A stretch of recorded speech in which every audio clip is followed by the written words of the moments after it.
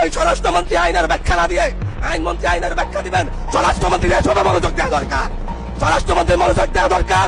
সারা দেশে কোথায় কোথায় সন্ত্রাসীরা রয়েছে সেই সকল সন্ত্রাসীদের তালিকা করে তাদেরকে বিচারের ব্যবস্থা করা দরকার। আমার গাড়ি বড় হামলা করা হয়েছে, আমি কি এই ইলেকশনের জন্য নিজের রক্ত জড়িয়েছি? আমি আজকে স্বরাষ্ট্রমন্ত্রী আছেন, মাননীয় প্রধানমন্ত্রী আছেন, আমি এখানে প্রশ্ন করি আমি কি রক্ত জড়িয়েছি? আমরা রক্ত জড়িয়েছি বলে আমরা আজকে সংসদের প্রধানমন্ত্রী স্বরাষ্ট্রমন্ত্রী হয়েছে।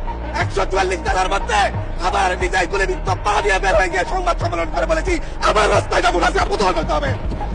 আমরা বলেছি নতুন বাংলাদেশ দিব, আমরা নতুন বাংলাদেশ আবার প্রতারণার রাজনীতি দেখতে চাই না, প্রবঞ্চনার রাজনীতি দেখতে চাই না।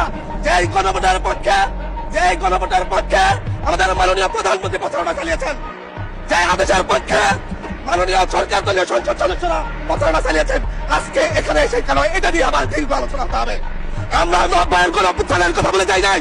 3 জোটের রূপরেখা হয়েছে, বাংলাদেশ গণতান্ত্রিক ভাবে উত্তীর্ণ হবে কথা দেওয়া হয়েছিল, কিন্তু 94 সালের মাগুরার নির্বাচন কারা আয়োজন করেছিল? কারা 94 সালে মাগুরার নির্বাচন আয়োজন করেছিল? আজকে আবার এই সংসদে দাঁড়িয়ে আবার এমন একটা ব্যবস্থা নিয়ে যাচ্ছেন, আরেকবার যে মাগুরার নির্বাচন আয়োজন করবেন না, এর নিশ্চয়তা কে দিবে?